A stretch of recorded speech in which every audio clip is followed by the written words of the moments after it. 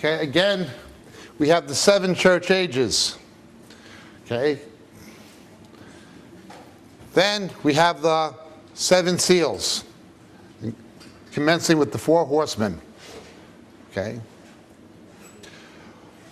We are removed between the 6th and 7th seal. Then comes the 7 trumpets coming out of the 7th. We looked at this yesterday. This, in some way, replays the story of Joshua and Jericho up to a point. Okay. So we have this, and we have this. Then things go into an absolute frenzy where there's a full-blown satanic attempt at a counterattack that doesn't work while these judgments are coming out. Satan's counterattack will involve these unclean spirits, but also, ultimately, the Battle of Armageddon. Our main purposes, after looking at the rapture and what we looked at last night, is to get more insight into these events, the Antichrist and the rapture. Remember, the book of Revelation is only chronological where it says so. 7 churches, 7 trumpets, 7 seals, 7 vials. Turn with me, please, to chapter 12.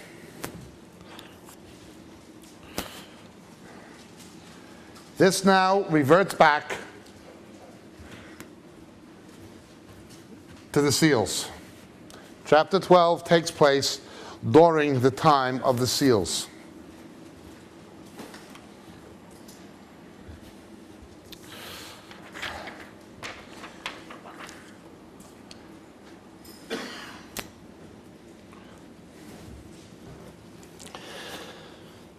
And a great sign appeared in heaven, a woman clothed with the sun and the moon under her feet, and on her head a crown of 12 stars. This is very closely approximates what Joseph saw, doesn't it? This woman obviously is identified with Israel because of the vision of Joseph. Let's look very briefly at what Joseph saw. Remember, he's a type of Christ, as we looked at in our first session. But Joseph runs into a problem with his brothers. And his brothers hate him. The reason, of course, his brothers hate him is because of what he saw. Let's look at chapter 37 of the book of Genesis.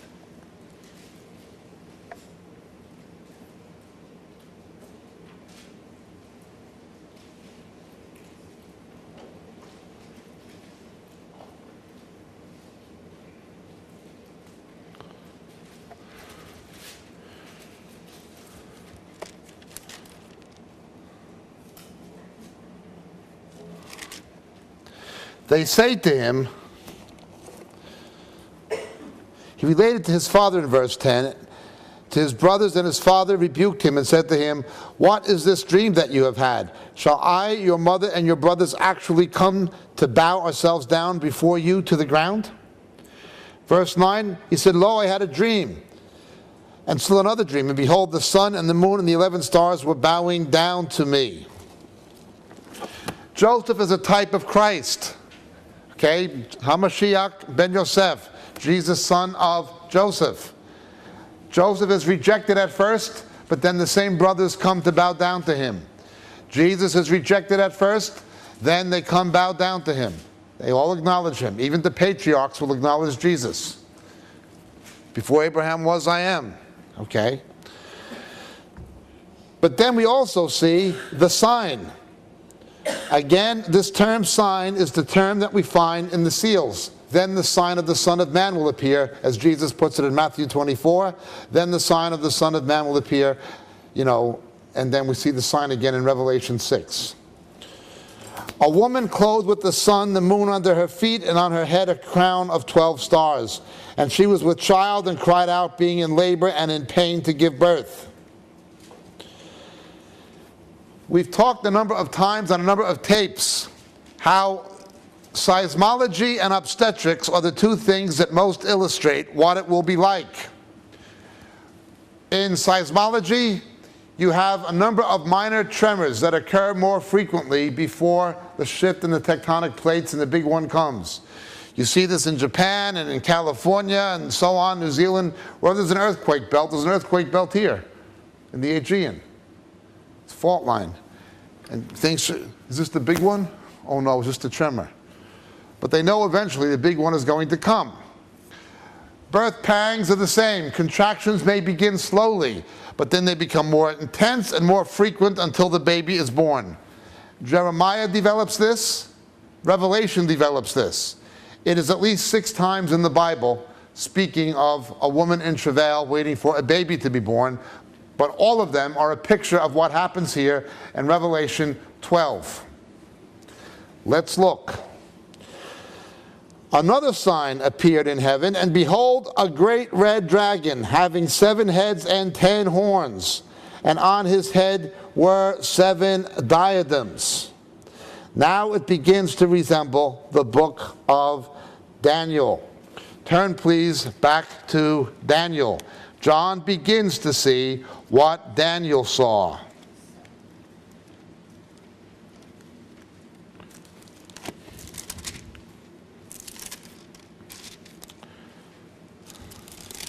Chapter 7, please.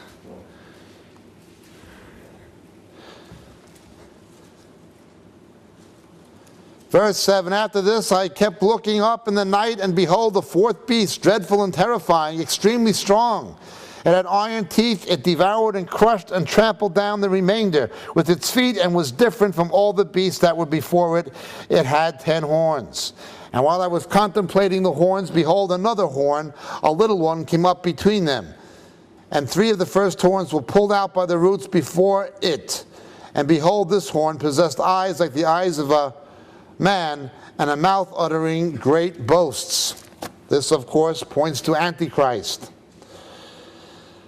And his tail swept away 1/3 of the stars of heaven, and threw them to the earth. What did we read again in Revelation chapter 6? What happens? The stars fell to the earth. This goes back, in other words, to the rapture.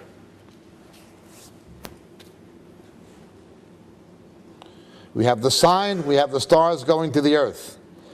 And we have what Daniel saw all coming into play at the same time. His tail swept away 1/3 of the stars of heaven and threw them to the earth. And the dragon stood before the woman who was about to give birth, so that when she gave birth, he might devour her child. And she gave birth to a son, a male child, who was to rule all the nations with a rod of iron. And her child was caught up to God and to his throne. And the woman fled into the wilderness, where she had a place prepared by God, so that there she might be nourished for 1,260 days.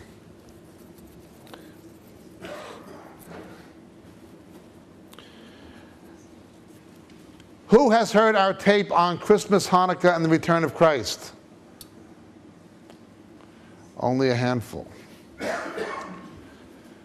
When Jesus was born, the Magi saw the sign in the sky, the Messiah was coming.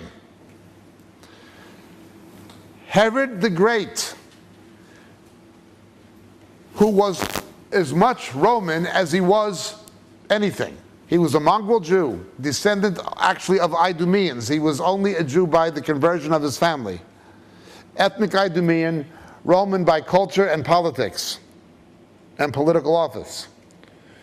Okay, agent of Rome. He tries to kill Jesus coming out of Mary so he could stay king, doesn't he? He was afraid of another king of the Jews. There was a sign, the king of the Jews is coming. He wants to keep power, so he tries to kill the baby coming out of the woman. Let's read.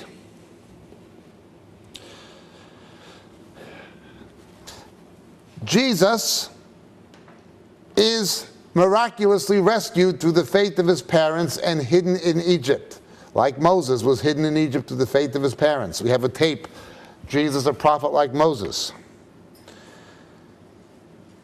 There was a war in heaven, and Michael and his angels were waging war with the dragon, and the dragon and his angels waged war, and they were not strong enough, and there was no place found for them in heaven.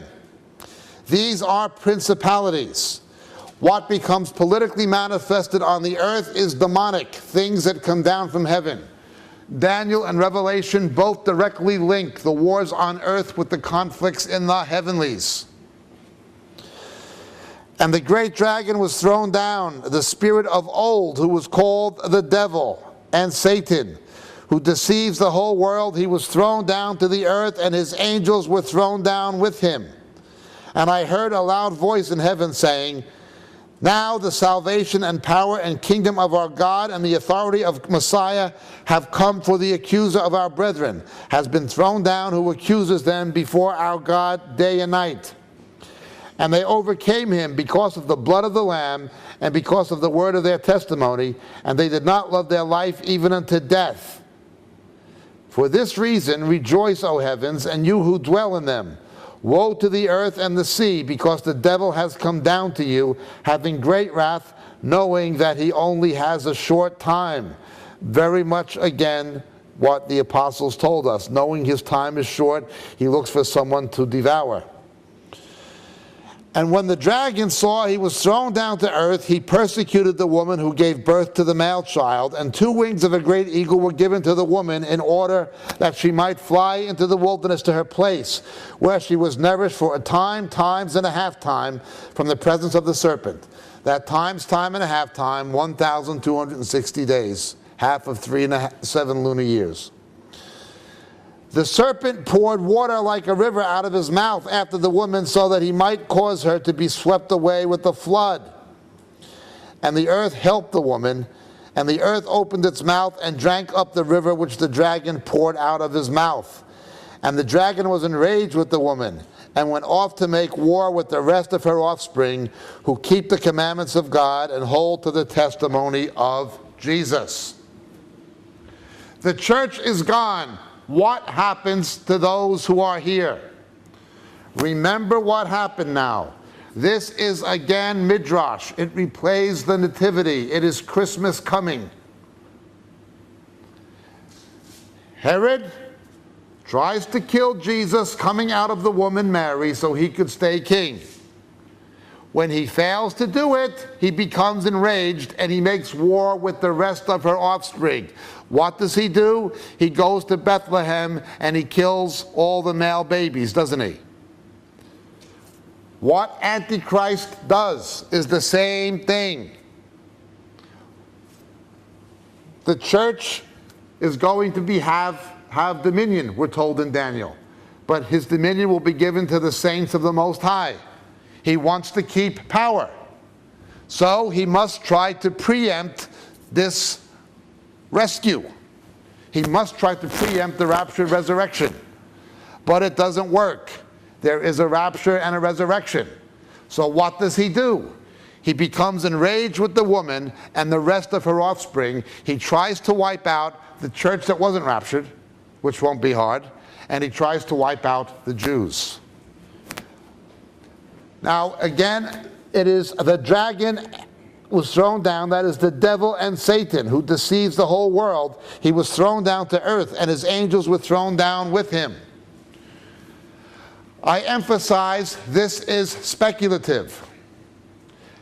Angelic beings can take human form. They can take human form. When Jesus was born, however, the verse says, "Prepare thou a body for me." The Antichrist will counterfeit the incarnation of Jesus. When Satan is cast down, he comes into Antichrist. Antichrist may have been demonically possessed, but now he is no longer demonically possessed. He is satanically possessed. There's a big difference. The way Jesus is fully human and fully divine, this guy becomes fully human and fully satanic.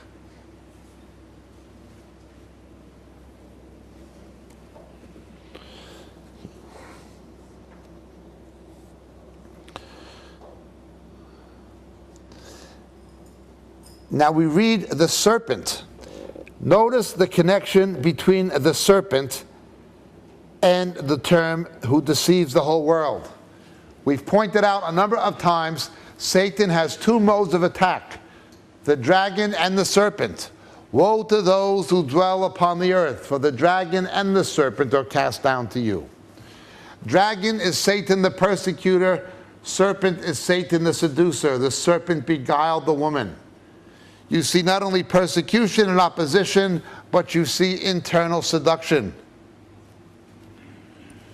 The serpent. Now let's look at this. It says, it is bad for those who dwell on the earth and who dwell on the sea. Why? Woe to those who dwell on the earth and the sea. In Ephesians, we are heaven dwellers. We're already by faith seated with Christ in the heavenly places. The reason we are not here, we don't dwell on the earth, is because we're not of it in its present form. We're not of the world. Those whose heart and mind is here, those who love the world, will take the mark of the beast. Only those who don't love the world. That is why in John's epistle, as we explain on the Antichrist tapes, when John talks about Antichrist, he prefaces it by saying, little children, love not the world. Those who love the world will take the mark of the beast. We might say this, those who will take the mark of the beast have taken it already in the attitude of their heart, because their hope ultimately is in this life, in this world. But why the earth and the sea? The earth has to do with Israel, the sea has to do with the nations, like in the Psalms. Why are the nations in an uproar? They gather against the Lord and his anointed, and they're described as a raging sea. Okay. Now you've got two beasts. One comes out of the earth, the other comes out of the sea. What does that suggest? That one of these two beasts will be a Jew in some way, maybe in the way Herod was. Not a real one, but a Jew, officially. And the other of the Gentile nations. There are people who have a problem with this, and I don't blame them for having a problem with this. But you'll go anywhere and you will see, we want Mashiach now. We want Mashiach now. The Hasidic Jews want Messiah to come. You see this in Antwerp, Belgium. You see it in Jerusalem and Tel Aviv. You see it in New York. You see it in London. You see it everywhere. We want Mashiach now. Who do you think they're going to follow? They are not going to follow a Korean or a Venezuelan or an Eskimo. Okay. Jesus said to them, if another comes in my name, him you will believe. The way they believed Bar Kokhba was the Messiah, they will believe Antichrist. They'll in some way trust him as a fellow Jew in some way. That is how he will deceive them. At least one of these beasts. Now let's look. That's the best I can see it. But let's look. Herod goes after Jesus. Doesn't get him. He's snatched away. So he goes after and kills the other babies. Antichrist goes after the raptured church. Doesn't happen. His body is taken away. The body of Christ is removed. So he becomes enraged at the woman, Israel, give birth to the church comes from Israel, and the rest of her offspring. He goes on a rampage because he has lost again.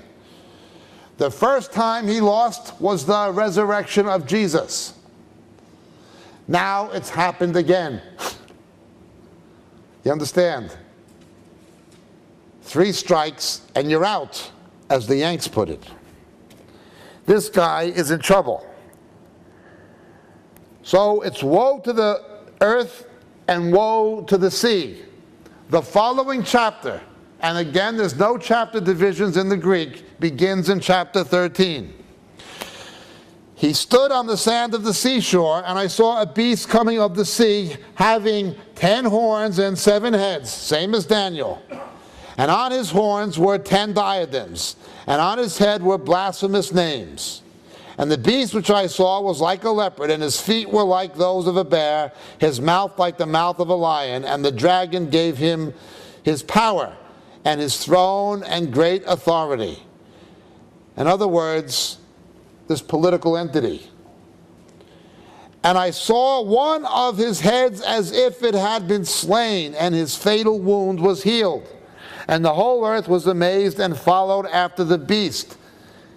And they worshipped the dragon, because he gave his authority to the beast. And they worshipped the beast, saying, "Who is like the beast, and who is able to wage war with him?"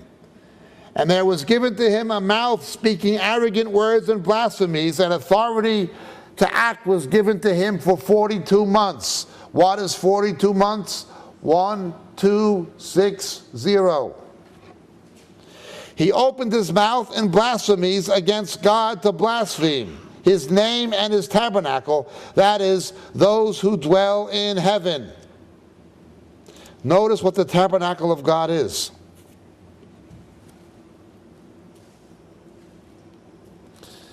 Those who dwell in heaven. And it was to him given to him to make war with the saints and to overcome them, and authority over every tribe and people and tongue and nation was given to him. And all who dwell on the earth will worship him, everyone whose name has not been written from the foundation of the world in the book of life of the Lamb who has been slain. If anyone has an ear, let him hear. If anyone is destined for captivity, to captivity he goes. If anyone kills with the sword he must be killed. Here is the perseverance and the faith of the saints. Okay. Now let's understand this. When they begin cloning humans, I don't mean natural clones like twins, I mean manufactured ones, in vitro. Where will the spirits come from? Fair question. Remember, nothing is new. But at some point in gestation, God puts a spirit, howbeit a dead one, into every fetus. Where will these people get their spirit? I'm not saying that is the answer to the problem. I'm simply saying it's a possible answer to the problem, and it is a frightening possibility, isn't it? They're already talking about manufacturing people for certain purposes. Now, what could be more of a slave than somebody manufactured? I don't mean bred. I mean IVF manufactured. I mean even put into a synthetic incubator that can facilitate embryonic growth through computer technology from an early point in gestation. Not possible now. Will it be possible in 10 years from now? I think yes, to some degree. I'm not saying this is it. I'm simply saying it is a possibility. But we are toying with things beyond the bounds God has set. He made them according to their mean, according to their kind. Once you begin transmutating DNA across the genus barrier, you're going beyond the limits God set in the creation. Let's look at this now.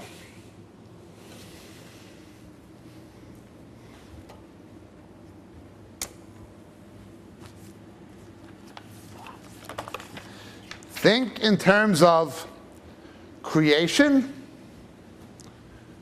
new creation, recreation. What book of the Bible deals with new creation? John's Gospel. Who wrote the book of Revelation? John. So the same apostle who writes about the new creation writes about the recreation. Okay? God declares the end from the beginning. Jesus is the Alpha and Omega. We link John's Gospel with Proverbs 8. Genesis and John's Gospel are linked together by Proverbs chapter 8. Okay? So too, Paul's epistles like Thessalonians link new creation with the recreation. These themes become more and more introduced from here on. Alpha and Omega. Genesis, Revelation.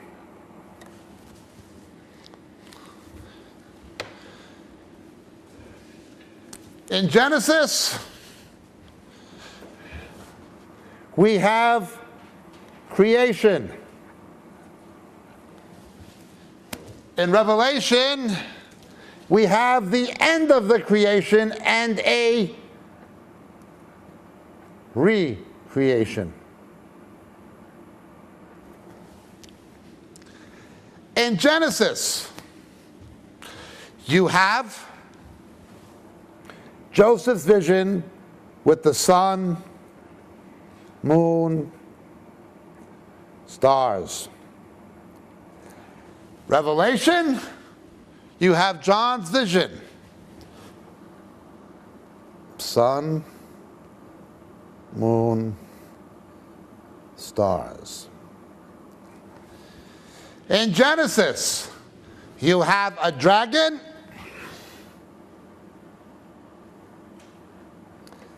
and a serpent. Remember the dragon, the serpent walked, didn't it? But with the curse, now you shall crawl on your belly. It was at least a biped, if not a quadruped. I do not believe dinosaurs are 65 million years old. If you go to the Taronga Zoo in Sydney, Australia, I would invite any Darwinist to climb into the cage with the Komodo dragon. And once that thing takes a chunk out of you, you won't believe they're 65 million years old either. You should see these things. They can get up to 7 foot tall in attacking position.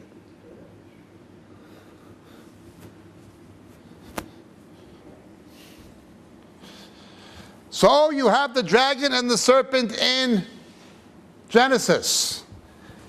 You have the dragon and the serpent in Revelation. Every culture, from China to Mexico, people with no contact with each other. Here in the Middle East, they all had dragons, didn't they? They all had dragons. They just became extinct.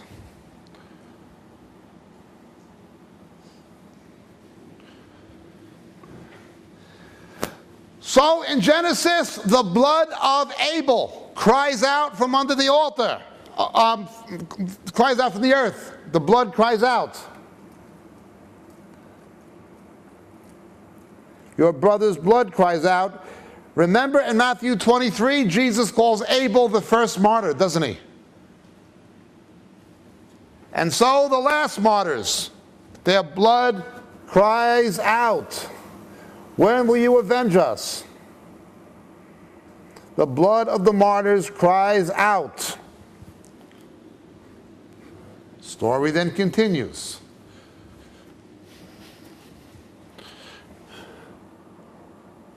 Okay. In the book of Genesis, you have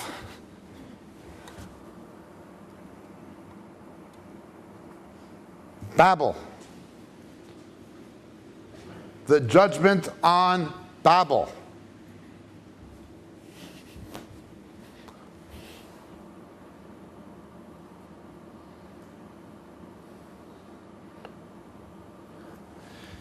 In Revelation chapter 17, fallen is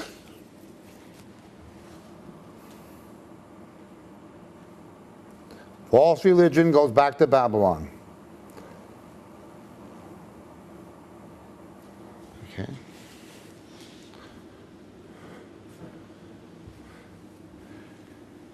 In Genesis, you have the woman and the seed of the woman. I'll put enmity between you and the woman, between your seed and her seed. And so in Revelation, ditto. Okay.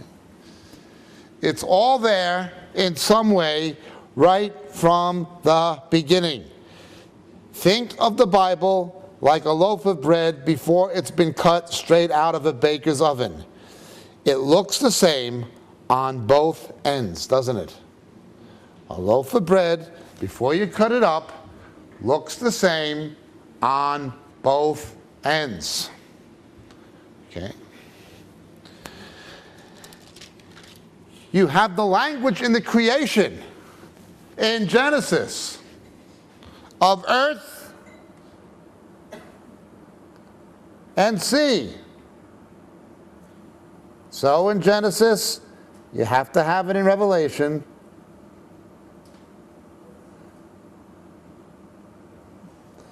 The earth, the waters. Okay.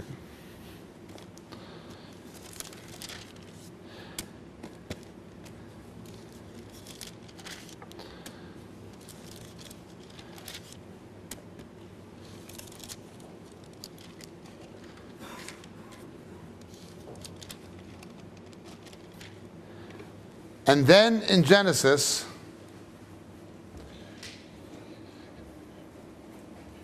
you have a series of climatic, biological, and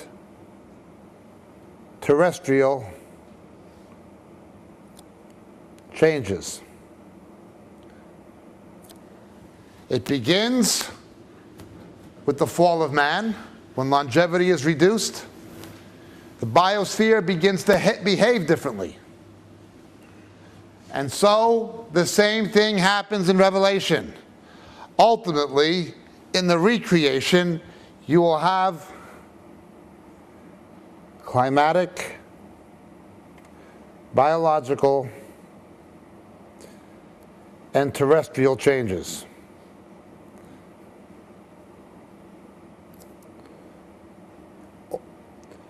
I think things that we see now, like global warming and things like this, these are only hints of what is to come. There will be major changes. Only in Genesis, because of sin, longevity was reduced. Bioentropy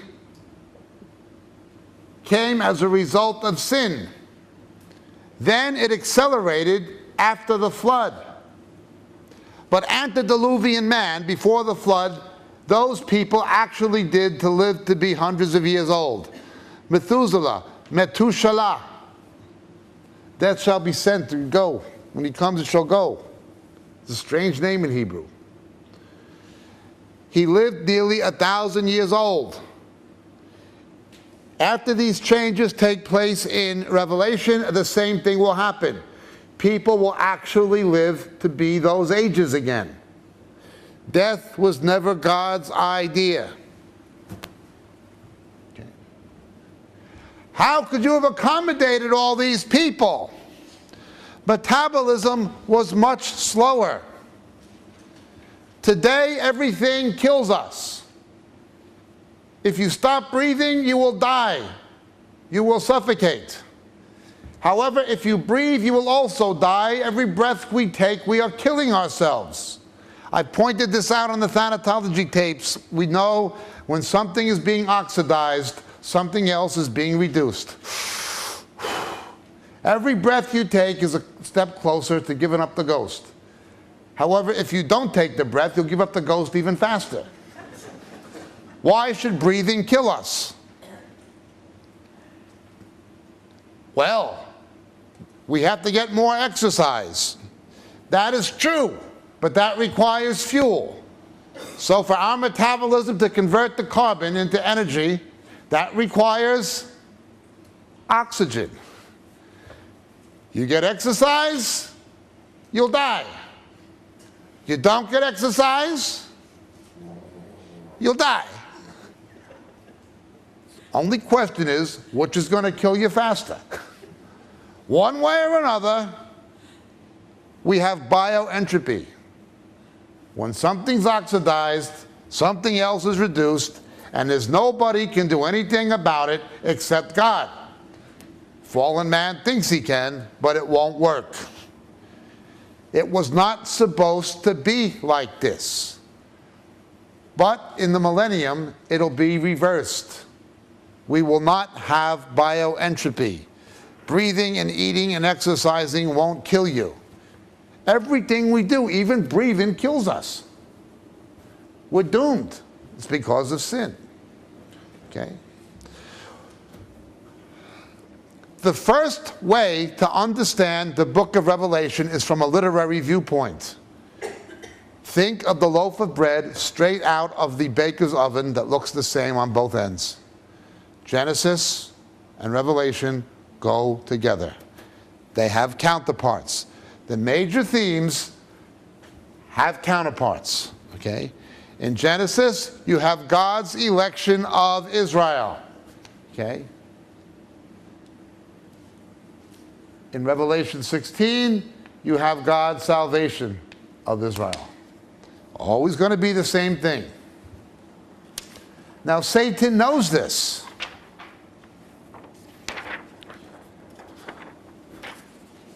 So this guy gets ready for action. Let's look again at chapter 13.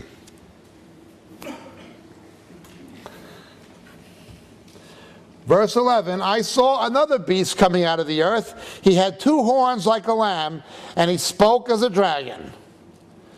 Notice he tries to look like Jesus, but he has the same character as this political monster.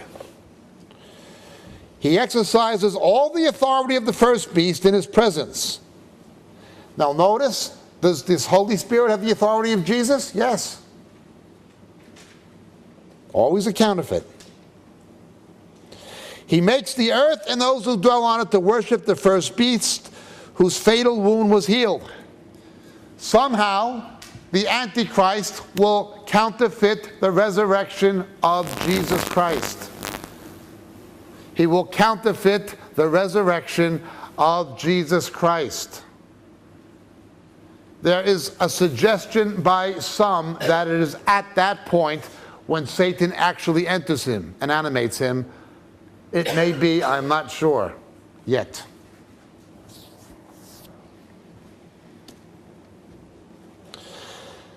And he performs great signs so that he even makes fire come down out of heaven to the earth in the presence of men. Again, astral phenomena. We warned about that. And he deceives those who dwell on the earth because of the sign which it was given to perform in the presence of the beast, telling those who dwell on the earth to make an image to the beast who had the wound of the sword and has come to life. And there was given to him breath. He gave breath to the image of the beast, that the image of the beast might even speak and cause as many as do not worship the image of the beast to be killed. And he causes all, the small, the great, the rich, the poor, the free men and slaves, he got them again, to be given a mark on their right hand or on their forehead. And he provides no one should be able to buy or sell except the one who has the mark, either the name of the beast or the number of his name. Here is wisdom. Now again, if we're not here, who's going to have wisdom?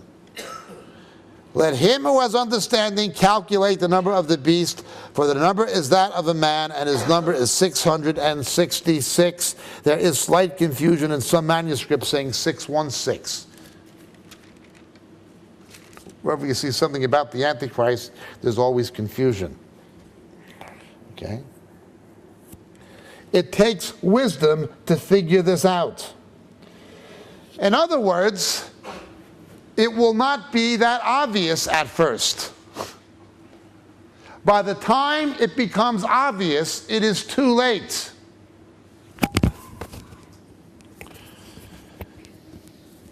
He is the man of lawlessness. I've explained this before. We'll go through it again quickly.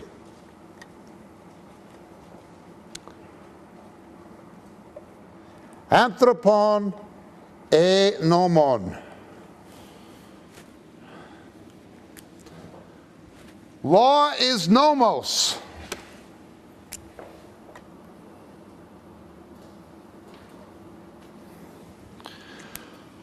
Paul tells us in 1 Corinthians 9 that when someone is born again, they go out from under the law of Moses, which teaches about our fallen nature through the example of the Jews, and they come under the law of Christ.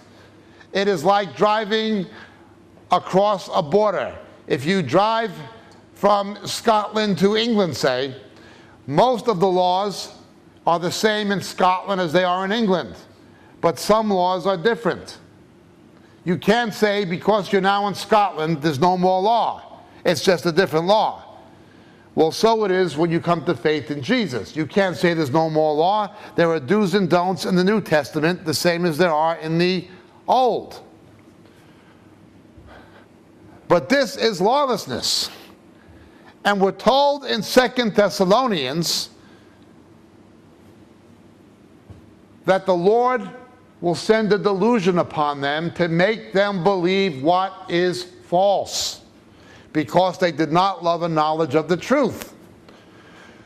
When you pointed out things to people, that's not biblical. This is not scriptural.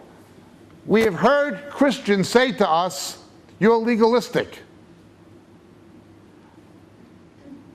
I was getting emails last week of a woman who married an evangelist in Israel, and she's his third wife, and she was trying to defend it. Where do people get off doing these things? What they usually will yell at you is you're a legalist, not knowing what legalism is. We all saw this with the laughing drunken thing. This is not scriptural. The fruit of the Spirit is self-control, not the lack of it. You're a legalist. You have a spirit of legalism. The letter killeth, the Spirit giveth life. That's what they said. Now, we explained what that meant, didn't we, in Thessalonica? We explained what that really meant. It does not mean what they're saying it means. They're too ignorant, most of them, to know what it means.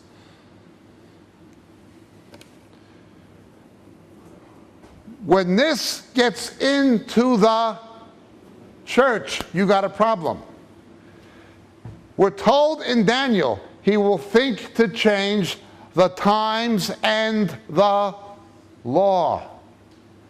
And they will be given into his hand for 2 times a time and a half time. That arrogant speaking, this is straight out of the book of Daniel, chapter 8.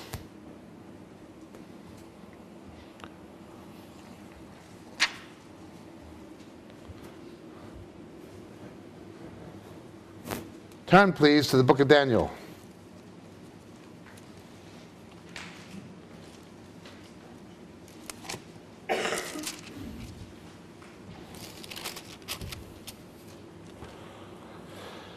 Chapter 8, verse 9, out of them came forth a rather small horn, which grew exceedingly great towards the south, towards the east, and towards the beautiful land. He wants Israel.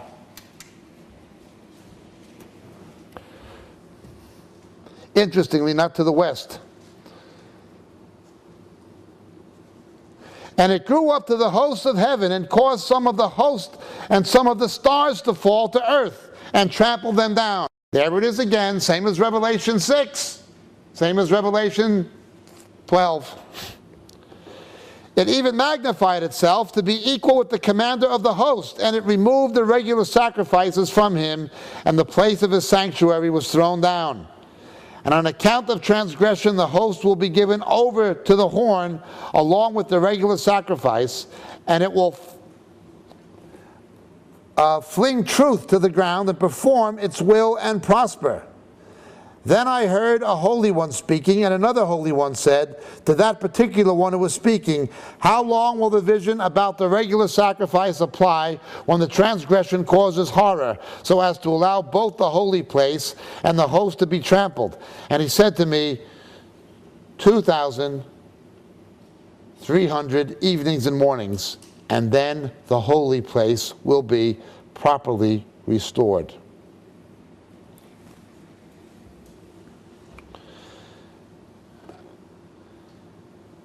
Something goes wrong right from the beginning of the 1,260, and then it continues into the second half, all the way to the very end, till Jesus comes back.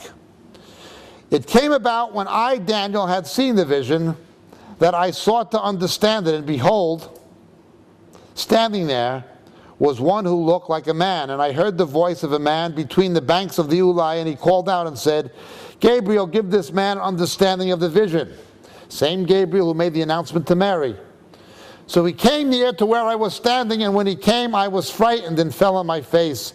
But he said to me, Son of man, understand that the vision pertains to the time of the end. Now while he was talking with me, I sank into a deep sleep with my face to the ground, but he touched me and made me stand upright. And he said, behold, I'm going to let you know what will occur at the final period of the indignation, for it pertains to an appointed time. He goes on and he talks about the ram's identity. We studied that when we looked at Philip II. It was Media Persia. The goat was Greece. Okay? With this Greece comes Antiochus Epiphanes, as we talked about when we were in Macedonia. He stops the temple sacrifice and puts an image of himself in the temple, actually calling himself Zeus, calling himself God. Okay? And he defiles the temple by slaughtering a pig in it.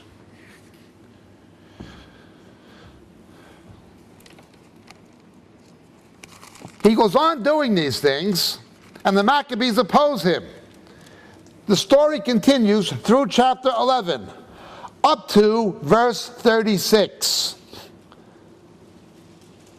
Then the king will do as he pleases, and he will exalt and magnify himself above every god, and will speak monstrous things against the God of gods, and prosper until the indignation is finished, for which is decreed will be done. Up to that point, Antiochus did it. But from verse 36 onward, Antiochus did not do it. Whatever happens beyond verse 36 will be carried out by this beast in Revelation 13. In other words, he will come in the character of Antiochus, somebody who's fully Hellenistic. He will recapitulate what Antiochus did, but then go beyond Antiochus and do the rest of it.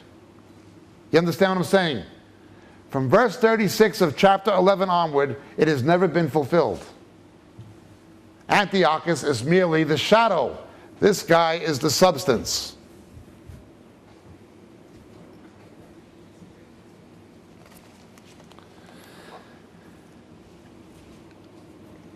Now, so far in chapters 12 and 13, two figures will automatically spring to mind. We've looked at both of them. One is Caesar Augustus. Did you see his statue in Athens in the museum? He was the first emperor deified in his lifetime. What did he do when Jesus was born? He counted the people. He numbered the people to have economic control of the known world. Antichrist will do the same thing. He'll be deified the way Caesar Augustus was deified by the Roman Senate. He will be politically deified by Europe. Now notice they worship the dragon. They worship the system. Somebody was actually accused of blaspheming Europe last year.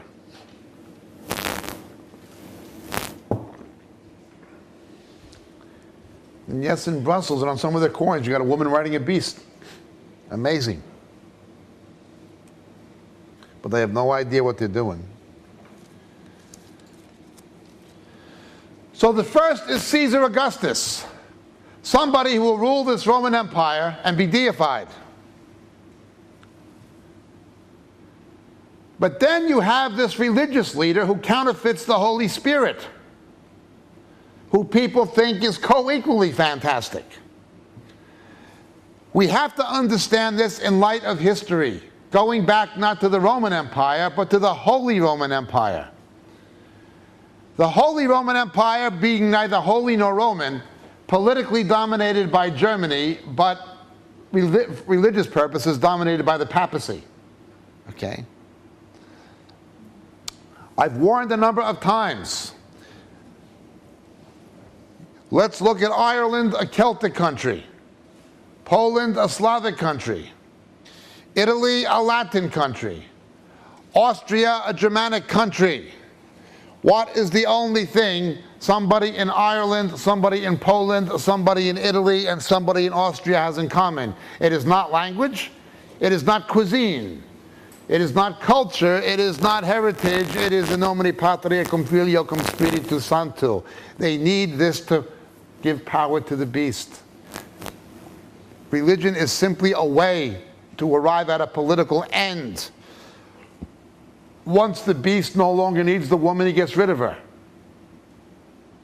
She's just a whore. Does a pimp care about a whore? No, she's just a device. Pimp doesn't care about a whore.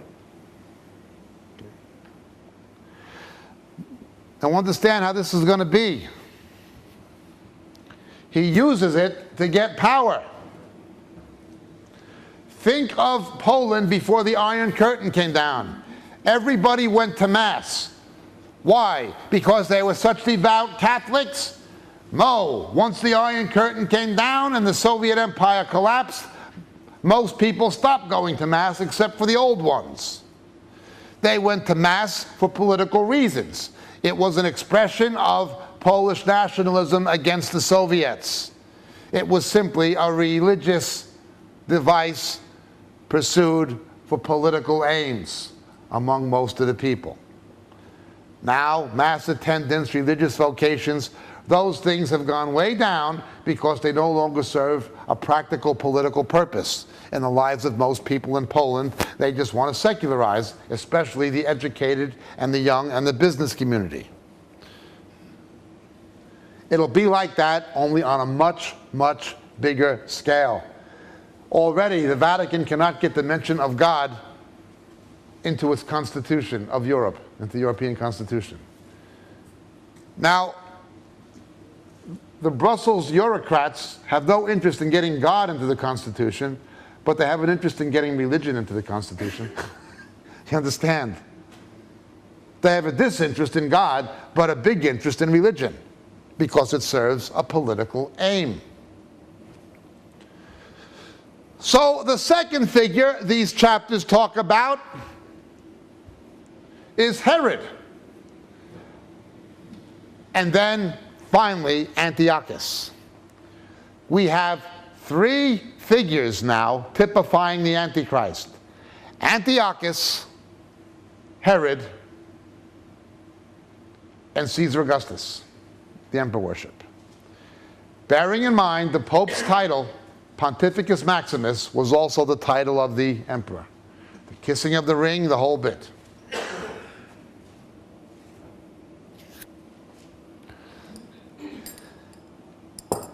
But he's ultimately identified by 666. The first person they again tried this with the Roman numerals of his name, using gematria,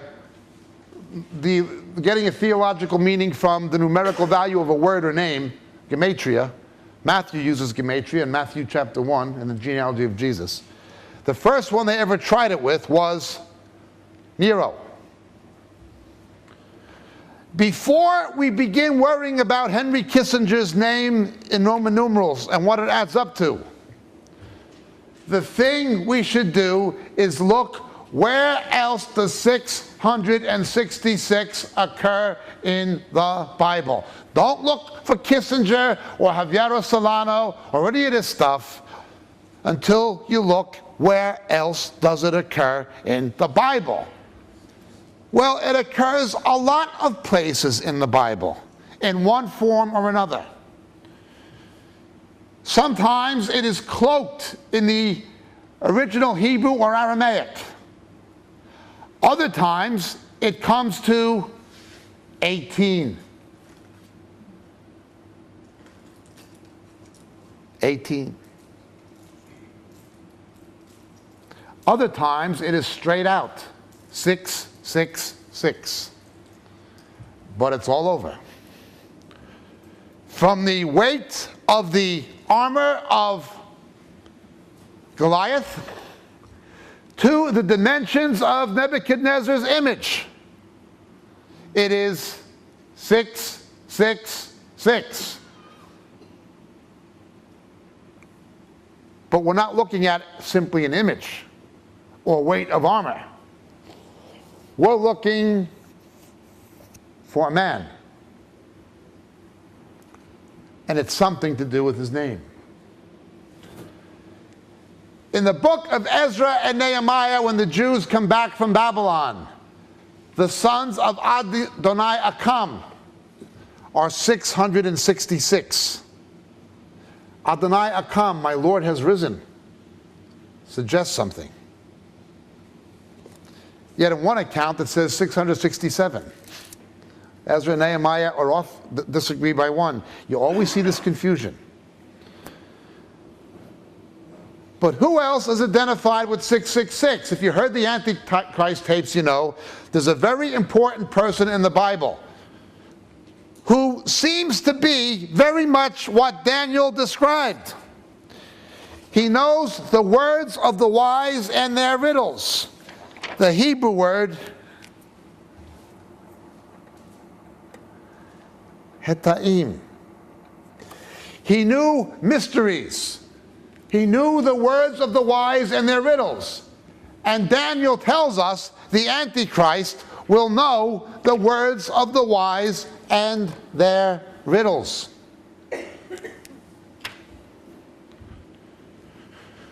Turn with me, please, to the book of Kings.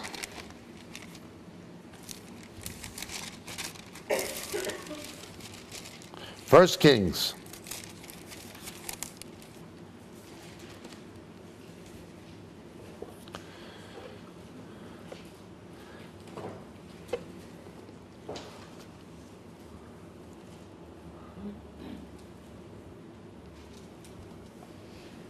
Chapter 10.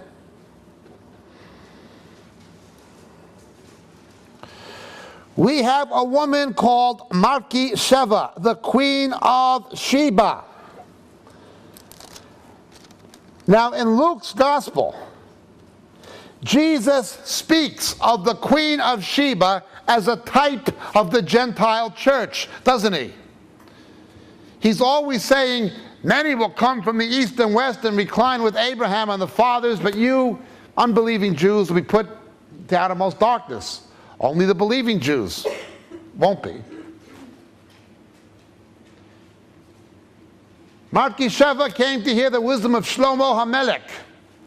But I tell you, someone greater than Shlomo HaMelech, greater than Solomon, is here.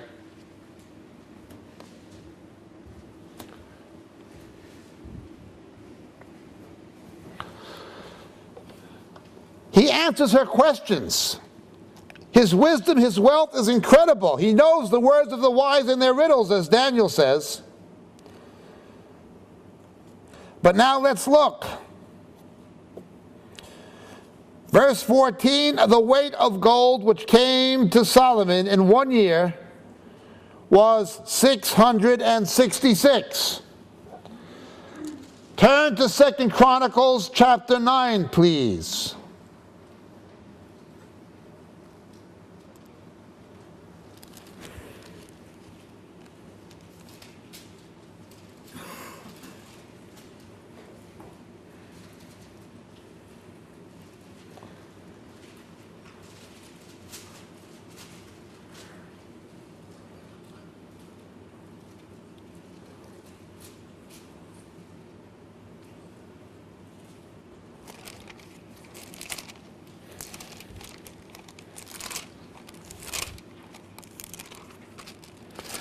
Same story.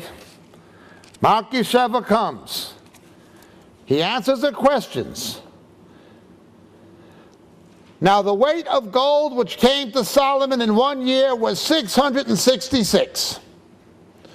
But look at verse 12. Then she turned and went to her own land with her servants, just before Solomon is identified with 666. Okay. Come down. Verse 18. There were 6 steps to the throne and a footstool in gold attached to the throne, and arms on each side, and 2 lions standing next to the arms. And 12 lions were standing there on the 6 steps, on one side and the other. Nothing like it was ever there before. There was never anything like it before. Okay. Add it up. The 6 steps, 6 lions on one side, 6 on the other.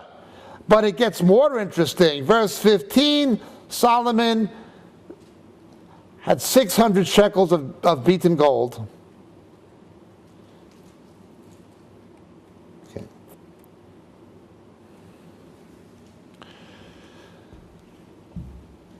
Whenever you have 606 and then another 6, it's always alluding to this. Same as you have wordplay in Scripture, you have number play.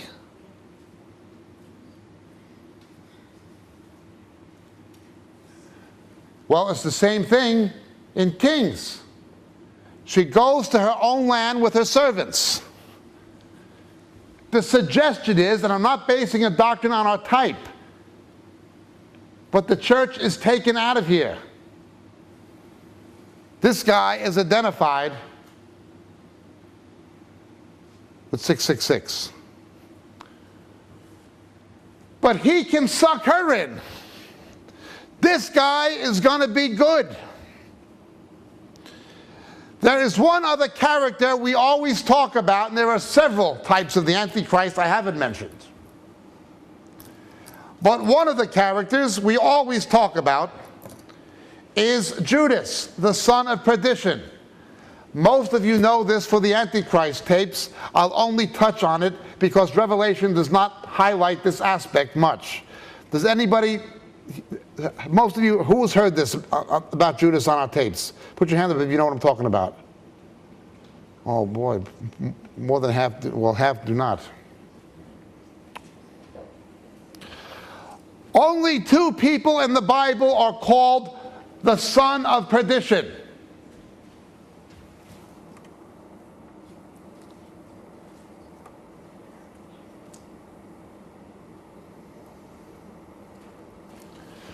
Only 2 people in the Bible are satanically possessed. Not demon possessed, but Satan possessed.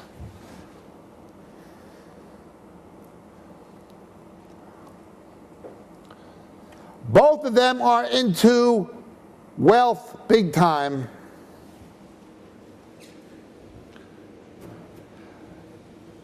In John's gospel, John's epistle rather, same John who wrote Revelation, when he describes Antichrist, he describes Antichrist in the character of who? They went out from among us, but they're not really of us.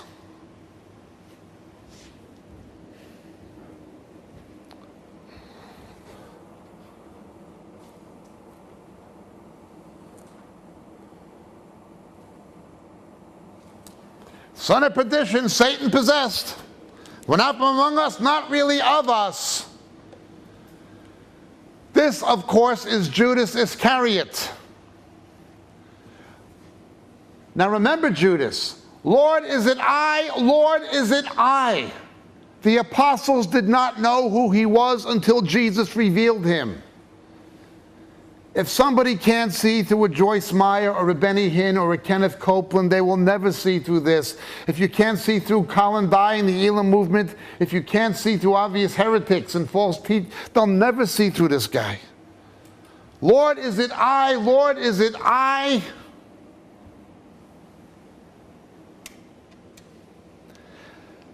There are two ways we are told he will seduce people into supporting him, to giving him this kind of political power.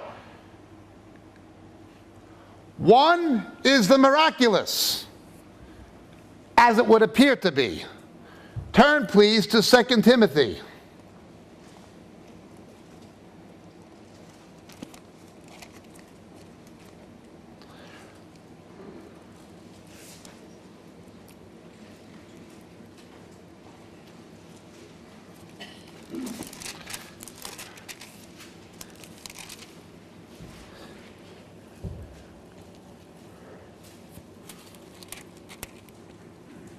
Chapter 3, he talks about the last days.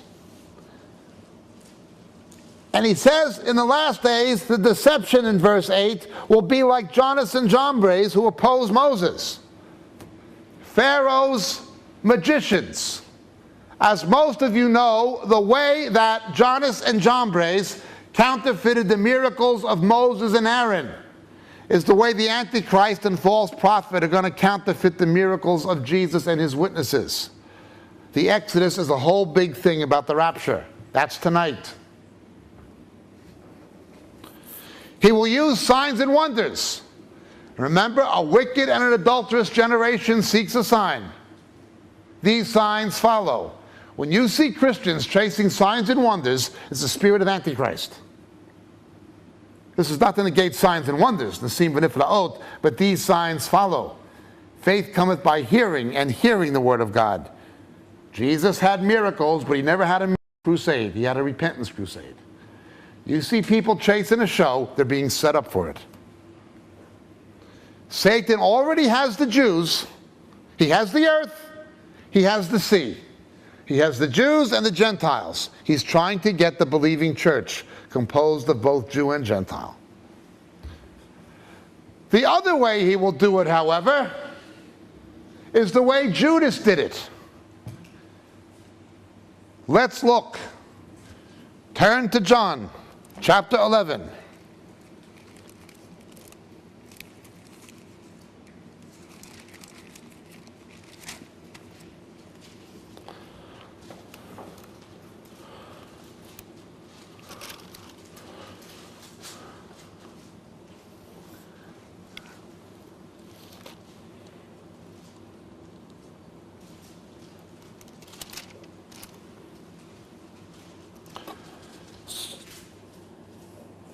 Chapter 12. But Judas in verse 4 said, one of his disciples who were entering to betray him said, why was this perfume not sold for 300 denarii and given to the poor? Now we know he said this with an ulterior motive. He didn't care about the poor. He cared about himself. Okay. Let's look at this synoptically now. Let's look at the synoptics. Let's look at Matthew.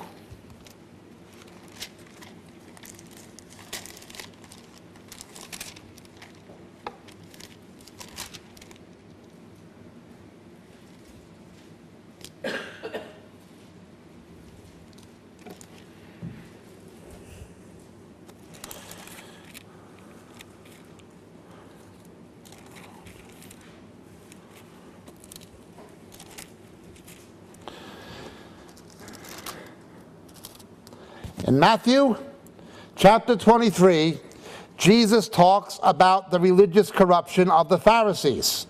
He talks about the corruption of the organized religious establishment. And in it, he makes it clear that these people really don't care about the poor.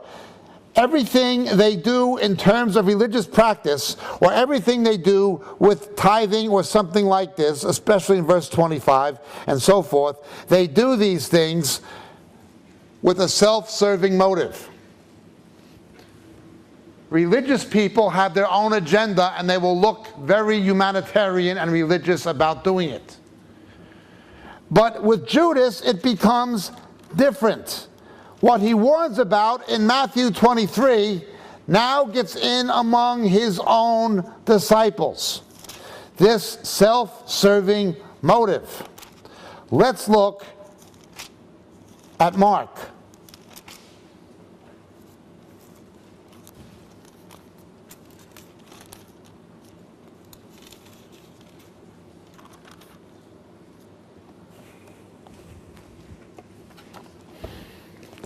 The widow's mite in Mark chapter 12 is quite a story. This widow, in verse 43, Jesus said, put in more than all the contributors to the treasury, for they all put in out of their surplus, but she put in out of her poverty. Now this is quite a story and quite an episode. Why? The reason it's quite a story and quite an episode is she was giving for right reasons with right motives. She did not have an ulterior motive by any means. But Judas was quite different. Why was he so concerned about giving alms? We are told he's so concerned about giving alms basically because he wanted to steal it. And the reason he wanted to steal it was not only for his own aggrandizement, but by protesting, this should have been given to the poor. He makes it seem like he's a great humanitarian figure. Now this comes into play again in the Synoptics. Luke 21, Jesus says, this widow has put in more than all of them. They gave out of their surplus. She gave out of what she did not have. But Judas, he's different. He claims to care about the poor. We read that some of the disciples, and then it says the disciples. Only John tells us it was Judas. What does Judas do? He's not like the widow. He makes people think he's a wonderful humanitarian who cares about the poor. He pulls the Mother Teresa routine.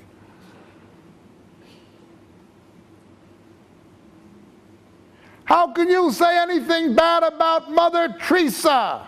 I'm only quoting Mother Teresa. She said she doesn't give these people the gospel when she got the Nobel Prize. She said she makes them better Hindus and better Muslims.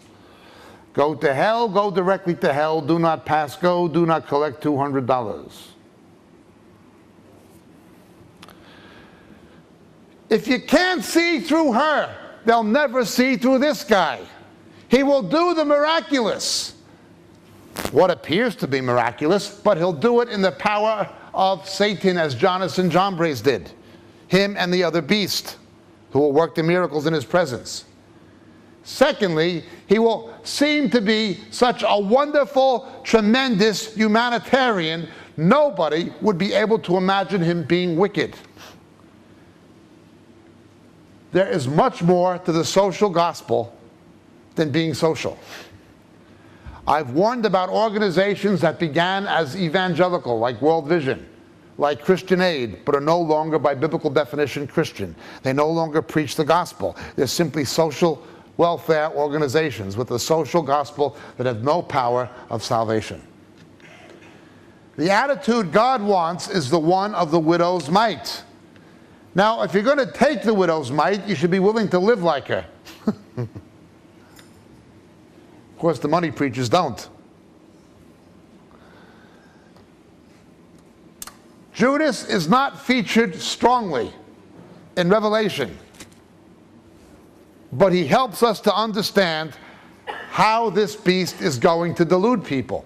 They will all wonder after him. Isn't he marvelous? Isn't he fantastic? Now remember, they didn't know who Judas was. Lord, is it I? Lord, is it I? Not until Jesus reveals him at the Last Supper do they know who he is. This corresponds to what we read in Matthew 24. Who is the good and faithful servant who gives the proper food at the proper time? It was during the final feeding that people knew who he was. Not until the final feeding of the church, before the body is given up and betrayed, will we know who this guy is. He's going to be too good. The world will not have a chance to recognize him simply because Christians won't recognize him until Jesus reveals him. Think of Solomon, somebody with that kind of wisdom, somebody like Solomon who built the temple. What did Solomon do? Solomon built the temple. Look at chapter 11, verse 1. There was given to me a measuring rod like a staff. And someone said, rise and measure the temple of God and the altar and those who worship in it. And leave out the court which is outside the temple. Do not measure it, for it's been given to the nations. They will tread it underfoot, the holy city, for 42 months. It is on the earth now. This is not in heaven. This is the tribulational temple. Solomon is associated with the temple. Yes? Revelation 11:1. Solomon associated with the temple, isn't he? Antiochus Epiphanes, the temple. Herod the Great, that's why they call him the Great, not because he was a great guy. He expanded Zerubbabel's temple to impress the Romans. He took Ezekiel's vision of the millennial temple, combined it with Greco-Roman architecture, built a retaining wall around it, which the Wailing Wall is the western retaining wall, and he made this architectural marvel. Hence they call him Herod the Great. Antiochus, Herod, Solomon, all associated with the temple. Solomon then goes into being a reprobate, into idolatry, doesn't he? Now, the Antichrist to come then diverts from Solomon. Solomon loved women. This guy won't care about that. Okay. Nonetheless, that's the kind of person we're dealing with. Somebody who is virtually unidentifiable. He looks too good and too positive to too many people, including Christians, including saved Christians, including sincere Christians. Not until we know who he is. Not until the faithful church know who this guy is for sure. Paul tells us, Jesus tells us. Not until we know who this guy is can we get out of here. The rapture, resurrection cannot possibly take place until this person is identified. There are many antichrists. Many. That's the problem. But these two guys at the end, we're talking about a very, very unique piece of work. Somebody very, very unique. We must be able to tell who this is. Others will eventually know. The Jews will eventually know. But by the time they know, it will be too late. We are not to be caught off guard. We have to know before it is too late.